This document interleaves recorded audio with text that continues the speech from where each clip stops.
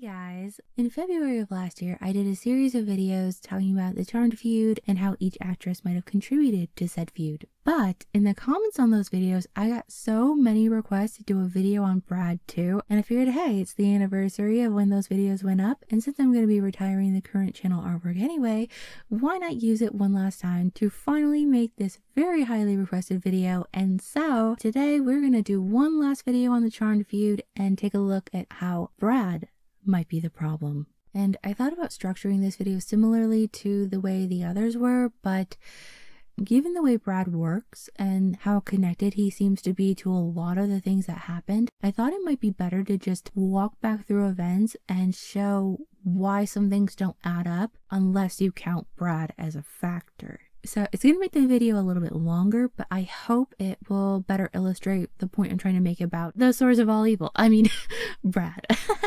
So, starting from the beginning, back in the late 90s, shows about the supernatural were becoming more and more popular, and after the success of shows like Sabrina the Teenage Witch and Buffy the Vampire Slayer, there was an even higher demand for supernatural shows with a strong female lead. Thus, the concept for a show about three sisters who find out they're witches was born. Warner Brothers was anxious for another high concept show. So we were literally sitting in a room going through books of mythology, seeing what, if any, kind of mythic characters we might, bring to contemporary storytelling. And we settled on witchcraft. The project was given to Constance M. Burge to develop, and not only did she do a lot of research into witchcraft, but she also ended up modeling the characters after her own family. The only thing that I knew about witches was mostly preconceived ideas. I thought that witches had warts on their nose, black cats in their yard, and brooms in their closet. When I started to do the research, I realized that it was nothing like what I thought.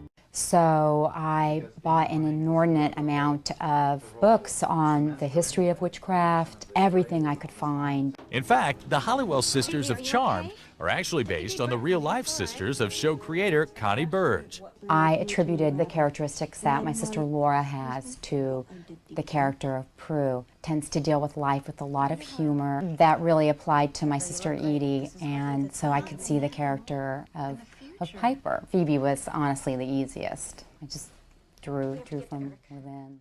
And once she had completed writing the pilot, the project moved into production and the three sisters were cast. Shannon Doherty, may she rest in peace, was cast first as the eldest sister, Prue Halliwell, and Shannon's best friend, Holly Marie Combs, was up for the part of middle sister, Piper Halliwell.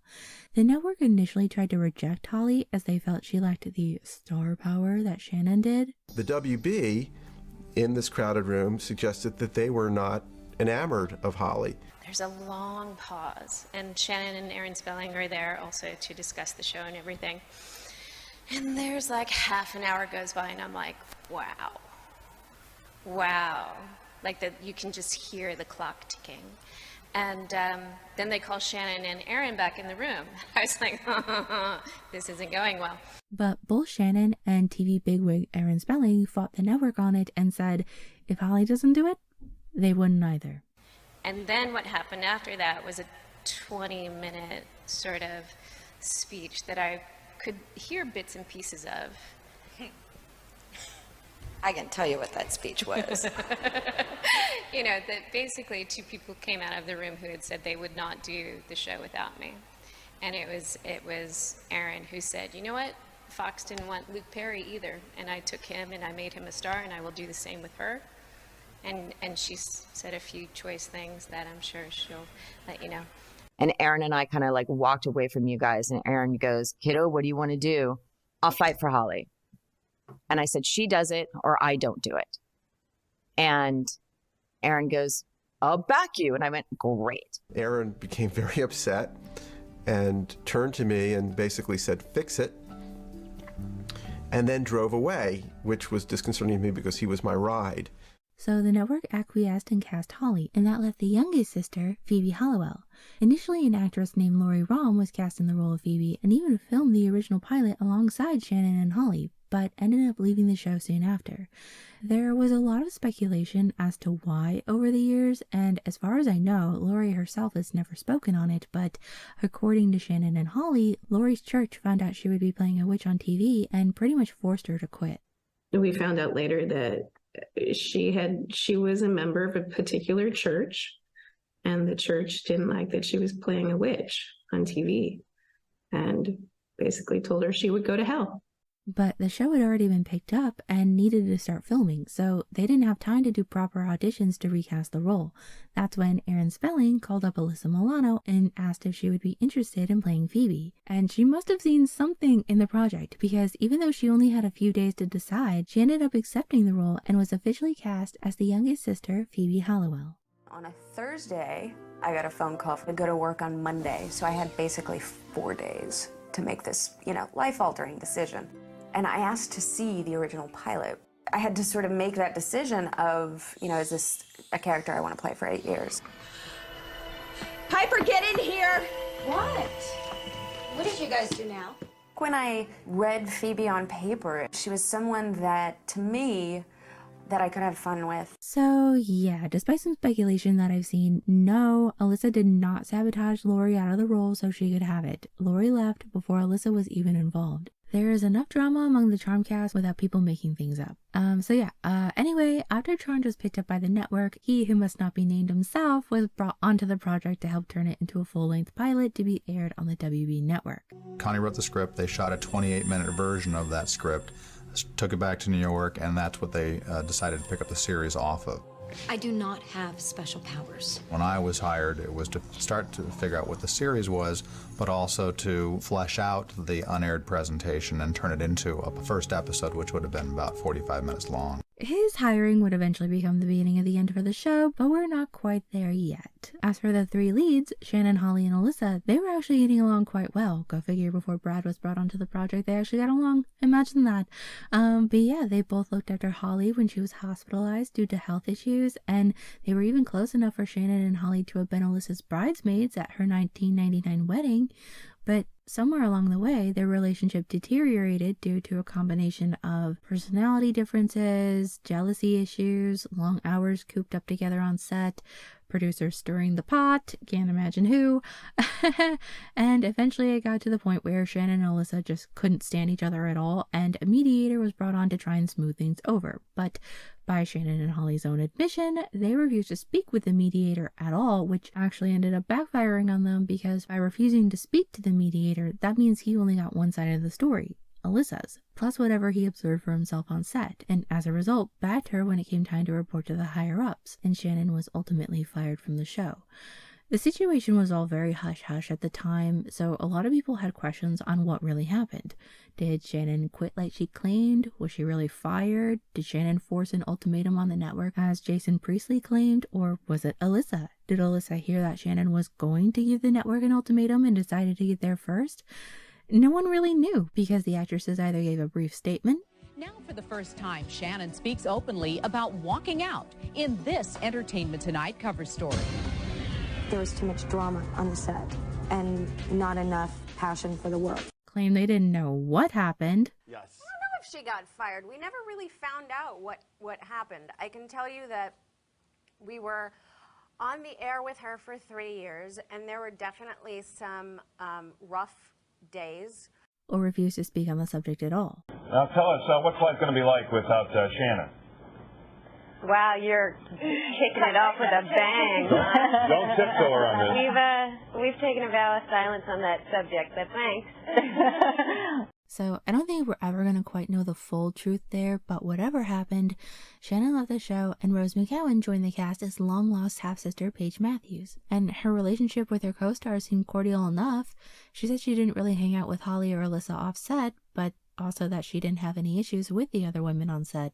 Armin Shimmerman would beg to differ. I hated the ladies on Bewitched. Charmed. And there's a reason why they were cast as witches. But again, we weren't there, so who knows? All we know is that the show went on for 5 more seasons, and we didn't really hear much about the cast drama afterwards. In fact, it seemed like after the show was finished and they weren't constantly cooped up on set together, they all got along a lot better. Heck, even Shannon and Alyssa were making steps towards, maybe not reconciliation, but at least a good enough working relationship to do a Charmed movie together. But all of that went to hell in a handbasket after the Me Too movement started, and Alyssa and Rose found themselves at odds over politics and even started going at each other on Twitter, with Rose claiming that Alyssa was terrible on the set of Charmed, which you guys already know I have my doubts about that. I already went over all this in my other videos on the feud, so I won't bore you guys by going over it all again here, especially since this video is meant to focus on Brad's role in the conflict, not theirs. But the fact of the matter is that we don't know the context of what was going on at the time, and considering the fact that all 4 actresses have contradicted themselves and or changed their story at one point or another, I think it's pretty clear that we're not getting the whole truth from anyone, so I just don't see the point in assigning blame. Ali herself said that there were no angels or demons on set. Everyone had bad days, and considering the fact that she had a good relationship with Alyssa even after all this went down, to the point of calling Alyssa her ride or die in an Instagram post she made in 2020, which, for the record, she tagged Rose in, but not Shannon, I think it all goes to show that this situation is far more complex and nuanced than simply Alyssa bad, everyone else good, and we just don't have enough information to know what's true and what's not. Yeah, so with that being said, this is kind of random, but go with me on this. Okay, so by chance, has anyone ever seen Hoodwinked? This movie? I won't spoil it if you haven't, but basically there's a series of events that happened, and there's this detective who's interviewing all 4 people involved to get their side of the story, and he notices a common denominator throughout all their stories, and that's how they find out the bad guy. And that's why every time I think about the Charmed feud, I can't help but draw this parallel to Hoodwinked, because if you listen to all 4 actresses' story, they all have a common thread. And what is that thread? Brad Brad Kern. I want Brad Kern up here next. Every time there was a We're Screwed, it was Brad Kern. Yep, you know who himself. And before we get into the nitty-gritty of just how much Brad probably had to do with the feud, I just want to mention that Brad was actually hired onto NCIS New Orleans a few years after Charmed wrapped, and after not 1, not 2, but 3 separate investigations into his behavior, he was finally fired for it. So from the available details of the investigation, we not only know how much of a misogynistic pig he could be, but also that he knew how to charm the people he needed and get rid of the ones he didn't, especially women. For whatever reason, he has a massive problem with women. And given that Charmed was a female-led show and was written and run by a woman, I'm sure you can imagine that he was just over the moon about the situation and totally didn't sabotage it. Yeah, right. So we already know from this investigation that Brad did in fact do some stuff on Charmed, because I'm guessing that watching Brad finally experience consequences for his behavior made people more comfortable to talk about his behavior on previous sets, namely Charmed. So yeah, we're going to keep all this in mind as we walk through what we know. So when You Know Who was hired on Charmed, it was after the show had been written, cast, and the original pilot was already filmed. So he clearly had nothing to do with the original concept or idea for the project. But that's never stopped him from trying to take all of the credit and or speak as though he knew what was best for the show, rather than the showrunner at the time, the creator of the whole thing, Constance. They liked the idea of Shannon Doherty being one of the 3 witches. I don't think they really thought beyond that, at least that wasn't my sense, because they didn't seem to have an idea about what they really wanted for the next 100 episodes. And the thing is, I don't actually hate some of the earlier episodes that Brad Kern wrote, like Wicked Envy, I Got You Under My Skin, The Power of 2, Deja Vu All Over Again, Witch Trial, Be Careful What You Wish For, and I do believe All Hell Breaks Loose. But we know from what Shannon and Holly said that Brad Kern did a, quote, polish on every script. Also, the problem is that Brad did a polish on every script. So it didn't matter if we had like a great script from Daniel or Zach and Chris. It came out feeling and hearing, sounding the same, because Brad did a polish on every script. And I was like, how many times am I going to say we're screwed? Every time there was a we're screwed, it was Brad Kern. And if you read through the different points of the investigation against Brad on NCIS, you see that he had made changes to a script that someone else wrote, and as a result, her name was removed from the credits and his was put in her place. She had to fight to get that credit back. And so what I'm wondering is if that happened on Charmed as well. Because We already know he had an issue with women, especially when it comes to writing. He's called women Tits McGee, said if they were nude, their writing might actually be better. Funny, coming from one of the worst showrunners I've ever seen, but yeah, someone with that big of an ego and a grudge against women, I could totally see him taking credit for their writing, especially since the show made sure to keep the writers away from the actual set. And they see so many women writers on Charmed and say, well, there were women behind the scene, but there wasn't for us. The only producers we got to see were spelling producers, which were all men. And, you know, the writers had a writer's room that was all the way in Hollywood, very far removed from us, and they didn't get to visit. They didn't get out much. That room stayed in the Aaron Spelling building by design. So I imagine it would have been a lot easier to take credit that way. The reason it probably went under the radar for so long is because Constance still had creative control. So regardless if Brad wrote a mess of a script or took credit for someone else's decent script just because he polished it, Constance still got final say. And I think that shows in the quality of his writing. In the beginning, episodes like Deja Vu All Over Again, The Power of Two, Witch Trial, Be Careful What You Wish For, it was all about family and their sisterhood, which was supposed to be the focal point of the show. We had to figure out was not doing a show about three witches, per se, because I didn't think that was going to work.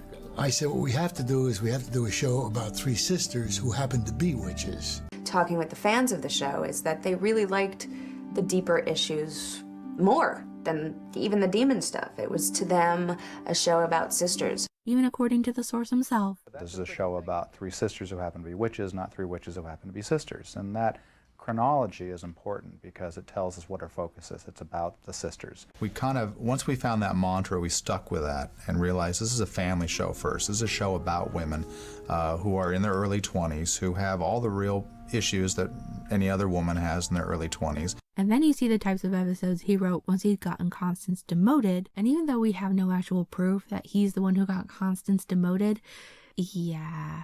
Even Holly and Shannon said she was pushed out by the group of men. And, you know, there wasn't, you know, women writers on set aside from Connie. And, you know, eventually we saw how that went too. You know, she was pushed out creatively, financially, and in all the ways of the show that she created based on her own sisters by the group of guys. And we saw in the NCIS investigation that Brad had a way of whispering in the ear of people and working them to get rid of the people he didn't want there. And Constance, who was in charge, you're telling me she was out and he was in and he had absolutely nothing to do with that? I wouldn't buy that even if it was free.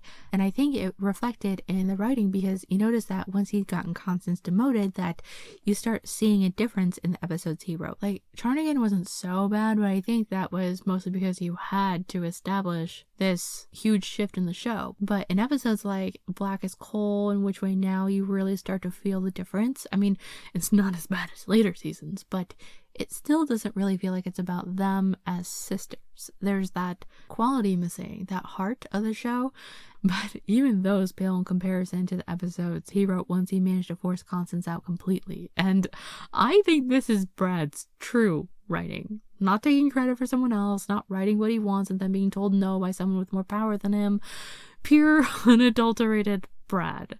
Episodes like Valhalla of the Dolls, The Courtship of Wyatt's Father, A Call to Arms, Still Charmed and Kicking, Malice in Wonderland, Payback's a Witch.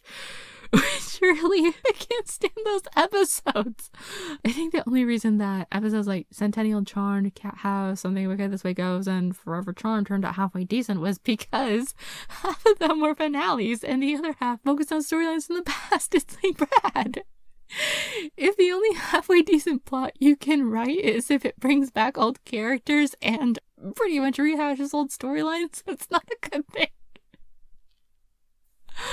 Oh my gosh, I don't know why that made me laugh so much. And the thing is, some people think Brad saved the show. That, you know, like it was more popular than ever in seasons 4, 5, and 6, and that if it weren't for him, the show couldn't have survived, especially without Shannon. And, you know, there is some truth to that, though I don't agree with the method, because the main reason that happened was due to exploiting the actresses and finding ways to have them show as much skin as possible. But also, yes, the show wasn't as world-renowned in the earlier seasons, but it got higher ratings. In fact, the pilot had the biggest premiere on the WB at the time, and after that, they got a full season pickup. The pilot did air. Not only did, relative to the WB universe, really strong ratings, but generated enormous attention in the internet. There were overnight tons and tons of sites, and that's when we knew we had struck on gold. Yeah, it was a big premiere for the WB at the time, and I remember Aaron saying it was the first time they had gotten a full season pickup so early. The first season went pretty well.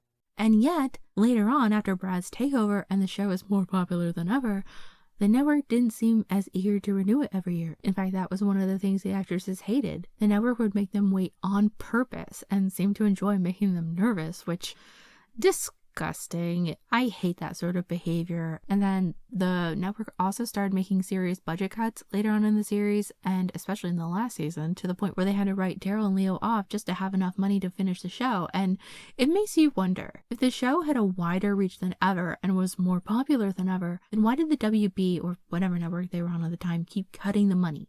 Why did they seem so reluctant to renew? And I think that it shows that things were more turbulent behind the scenes than anyone realized. And I think it's largely because of Brad. He pushed out and or harassed every woman on NCIS that he felt posed a threat to him, and I fully believe he did the same thing on Charmed. He pushed out Cheryl J. Anderson, who started out writing and producing episodes, some of which are fan favorites, but after Brad took over, she never wrote another episode. Wonder why? Then there was Krista Vernoff, who also started out on the show when it was much more female-friendly, and became very uncomfortable when it became less about empowering women and more about how can we get them naked this week. She ended up not only leaving the show after her contract ended, but she did so after being offered more money to stay on. And since we now know she was also a victim of Brad too, and he would say really inappropriate things to her, I'm willing to bet it was more than just the direction of the storylines that caused her to leave the show. Then there was Constance M. Burge, the creator of the show, conceived it, wrote it, filmed it all before Brad was even hired, and yet somehow he whispered in the ear of anyone who would listen that his vision was better, he should have more creative control, and little by little the people in charge allowed that to happen, to the point where Brad was now telling Constance what to do, and she eventually had enough and left the show altogether. And to this day, she doesn't really talk about Charmed. I think losing the show that she put her heart and soul into, especially to a man like that, crushed her, and she just can't talk about it. Although she did sue to get her portion of the profits, which, good for her. She already got pushed out. The very least they can do is give her the money she earned from the show she created. Just all of the women were done so dirty on this show, and that includes Shannon. All we ever hear about when it comes to Shannon's exit from the show is whether it's Alyssa's fault or Shannon's. But I think Brad had a lot more to do with that than anyone realizes. First of all, he'd already shown that he was willing to do anything to get rid of someone who posed a challenge to him, especially if they were a woman. And Shannon, being a confident, outspoken woman who likely didn't take any of his crap, was probably target number one after Constance, because at the end of the day, it really didn't matter if he pushed out Constance or the writers or anyone else. Shannon was the face of the show. She was a central star. She was directing episodes, and she was well aware of what the original vision of the show was and fought for it at every turn. So if Brad wanted to have true control of the show, he was going to have to get rid of her. I think at first he tried to charm her and she saw right through him, so it didn't work, which I think really bruised his ego, especially since he seems very focused on women's looks, and when he wants to cut down a woman's self-esteem, their appearance is an easy target. But Shannon? What was he going to insult about her looks? She's gorgeous. Not that it stopped him from trying. Allegedly, one time he took a Playboy magazine Shannon was in and mocked it photo by photo in front of their co-workers, which I'm sure Shannon heard about. And apparently he also made fun of Alyssa for gaining weight due to medical issues. And that's just awful. No one wants to be laughed at, but especially over something like that. It's just such a disgusting thing to do. And it's also really rich because, just objectively, I'm not trying to be mean, but I think it's clear which one is more attractive. And it wasn't just humiliation that he used as a tactic, it was also cruelty, because even though Shannon never explicitly stated who was involved, we have heard that there was an incident on set where she was pranked into believing she'd won a large sum of money. And after she found out it was just a joke, she almost quit the show. And it might be easy, especially if you don't know a lot about Shannon, to just be like, oh, it was just a joke. Why was she so upset? Well, first of all, I don't think pranking people like that is funny to begin with, but also keep in mind that Shannon was supporting her family at this point, including her sick father, and was balancing her long working hours on Charmed with taking care of him. To her, that sort of windfall would be a way to ensure that her family would always be taken care of and she could provide the very best care for him, and then she finds out it was a joke. That is cruel. And I think the mastermind behind that was probably Brad. It would be just the type of crap he would pull, because don't forget, he also spearheaded a mermaid episode in season 5 that would force Alyssa to not only be in water, which she has a phobia of, but also to do it with her legs tied together. So that situation would have been nightmare fuel for her. And I'm definitely afraid of the water. Just the thought of having to be in the ocean or in a water tank with my legs tied together and mermaid pasties over my boobs was terrifying to me. There was a lot of tension at the time because it was such a great script and it was going to be such a great episode, but Alyssa wasn't going to do it. She did it, but mostly it was a combination of her doing more than she was comfortable doing and us shooting it in such a way where she really wasn't in the water that much. Brad acts like he didn't know, but I really think he did. Just like he knew how a joke like that would affect Shannon. He can play innocent all he wants, but he knew exactly how to hit the actresses where it hurts. And I think he engineered situations in season 3 to make things as bad as possible in hopes that he could finally get rid of Shannon once and for all. Holly once said that it felt like the trailers were bugged because the things they would talk about in private would somehow end up in the script. We felt like our trailers were bugged because what was going on in the scripts we had been talking about in our real lives, and we were just like, okay, where's the microphone? And I just think that's way too much to be a coincidence, especially since it seems to have happened throughout the entire duration of the show. So if that is what was going on, it's pretty obvious who would have been behind it. And since Brad really started taking over and gaining more and more control in season 3, and that's when the issues between Holly, Shannon, and Alyssa were at their worst, you know, it really just seemed like the more control Brad had, the worse things got between the actresses. And what Holly said about the trailers really gets me, especially because Holly and Shannon said that a lot of the issues went down in the trailers. So I really think that Brad was listening in and purposefully wrote some of their issues into the script to further alienate them from each other. I mean, just imagine you're having issues with someone you work with, and instead of being able to jump into your character's skin and focus on that for a while so you can, you know, cool down, kind of reset, and instead you're pretty much forced to act out the same issue you were just trying to get away from. Oh my gosh, I don't know how they did it. I don't think I could. I'd be like, okay, that's it. I'm leaving for the day. Get a stand-in, body double. I don't care. I'll be at the beach. See ya. But in all seriousness, is it any wonder that things got as bad as they did with someone like that stirring the pot? They never really stood a chance of getting along with him around. And I think that by listening in and learning about all their issues and insecurities, Brad was able to figure out how to best manipulate the situation. And I think that's why he went for Alyssa, because she was probably easier to manipulate than either Shannon or Holly, especially since she herself admits that she was insecure and felt like she was in competition. You know, I could take responsibility for a lot of our tension that we had, feeling that I was in competition rather than it being that sisterhood that the show is so much about. But I wonder if she's ever thought about who was making her feel that way. Who was whispering in your ear telling you that Shannon makes more than you, that Shannon has a better costume budget, that Shannon's directing episodes and getting magazine covers, and you, well, don't you want to shine too? I can make that happen. And at the end of it all, Shannon was out and Rose was in. And you know who did not make the same mistake twice? He wasn't even going to chance that Rose might see him for what he was and stand up against him like Shannon. So he did whatever he could to ingratiate himself to her. He incorporated Rose's personality into her character. He made episodes like Charm Noir specifically for her. I think what was reflective about that was you really got to see her talent as an actress, what she really could do. That was really lovely of Brad Kern and the writers to do that one for me, because they know I loved the 30s, they know I loved noir film. That's one of the reasons why we did that episode, or we conceived it, was to be able to showcase what we all thought when we saw Rose. She always has looked like a 40s movie star to me. Thank you. And his plan must have worked, because apparently the issues between the actresses didn't leave the show with Shannon. And a lot of people think that it's because Alyssa was the one who was the real problem, but I think it was just more of Brad's manipulation. He didn't want the 3 leads of the show banding together against him. Heck, it was probably hard enough with Shannon and Holly being best friends beforehand, which is probably another reason he went for Alyssa, who was the odd man out. He just didn't want actresses that got along because he needed them divided in order to manipulate them, and so he made sure that happened. And the thing is, it wasn't just Brad either. Honestly,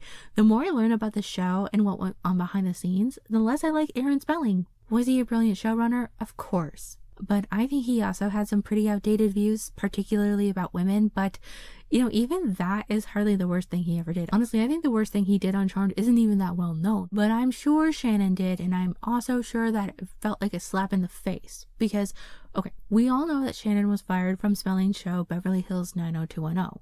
And when that happened, her character Brenda was written off and essentially replaced with the character Valerie, played by Tiffany Thiessen?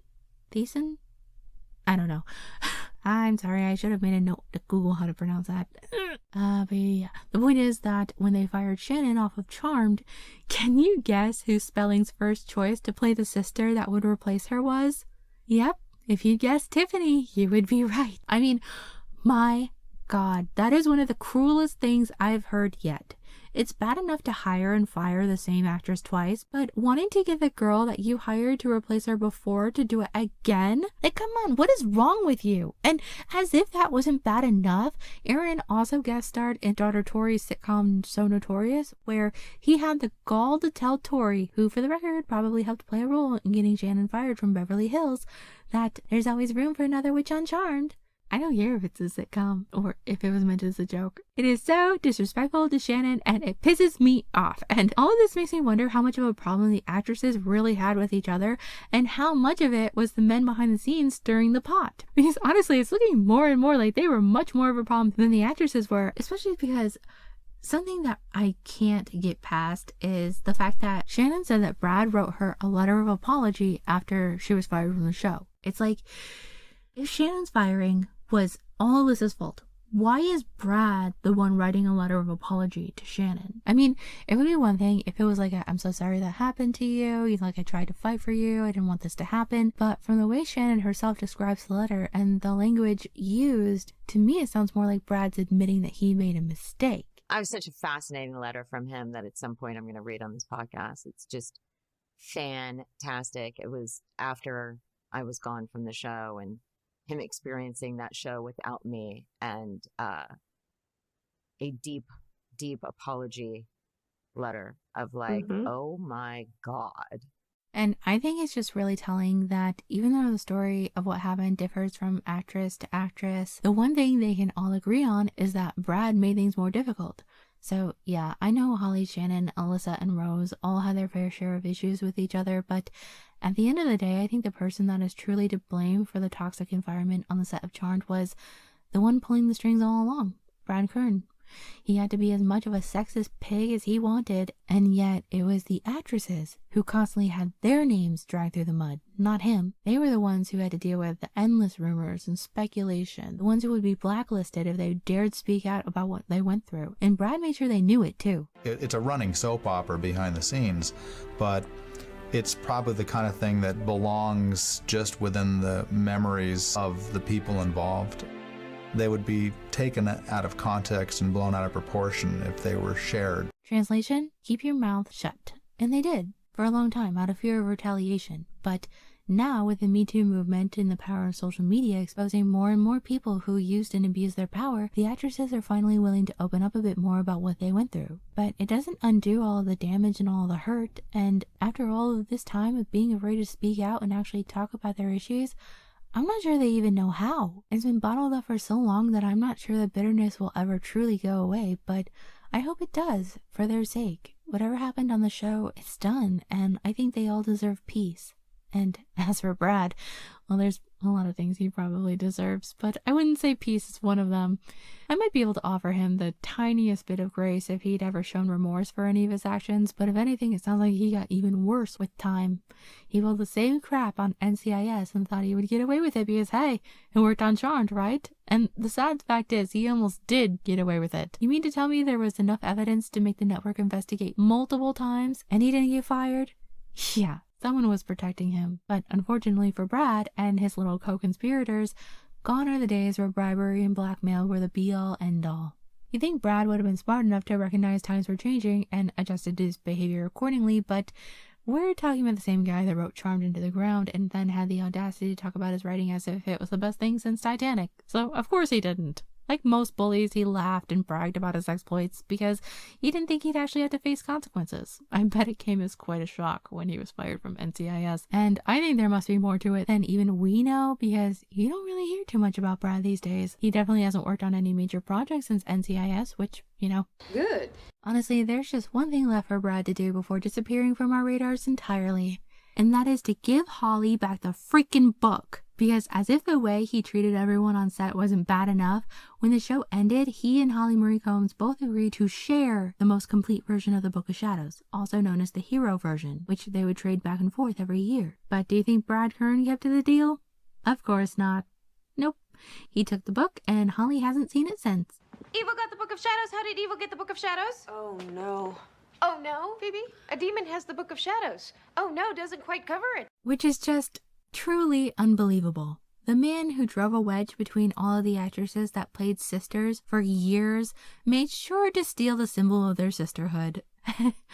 Oh my god. He's just terrible, and if he had any shred of decency whatsoever, he'd give the book to Holly, or at least honor Holly and Alyssa's request to donate the book to a woman's charity. But I wouldn't hold my breath. Brad's been a menace to every woman he's come into contact with for over 2 decades. I doubt he's gonna change now. He's just a sad man whose legacy is having run a popular show into the ground and turning friends into enemies for his own benefit. So yeah, was Brad the problem? Abso-freaking-lutely.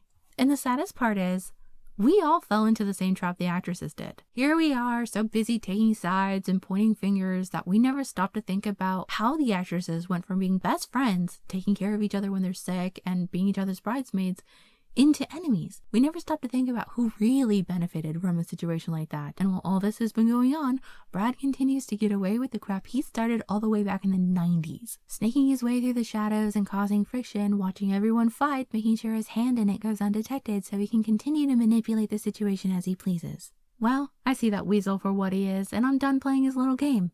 This video will be my last covering the Charmed feud, and I hope that from here on out we can all lay it to rest and move on, and just try to appreciate the wonderful show these beautiful, amazing women gave us. Thank you, Constance. Thank you, Shannon. Thank you, Holly. Thank you, Alyssa. Thank you, Rose. I know you were all put through a lot on the show and had to deal with more stress and pain than we can probably ever imagine, but even if the WB Network and CBS and whoever else didn't appreciate you, we do, and we will never forget everything you gave us or the legacy you left behind. What Shannon and Alyssa and I had was a very special chemistry that was not manufactured, was not forced. It was very easy. It's lightning in a bottle. And we got very lucky with Rose. We got very lucky with Rose because she didn't try to be part of something. She was so individual that she was just like, this is me, this is who I am. And she was twirling in her own little splendor over here. Is saying goodbye to a family you've been with for a very, very long time. Now, you may run into these people again in the business. Sooner or later, the actors, the actresses, the crew. It may happen, but it won't happen exactly the same way ever again. So yeah, thank you so much for everything you gave us, and thank you for joining me on this wild ride. I imagine this video is going to be a bit long, so thank you if you're still with me. And as always, I hope you have a wonderful day or night wherever you are. Bye!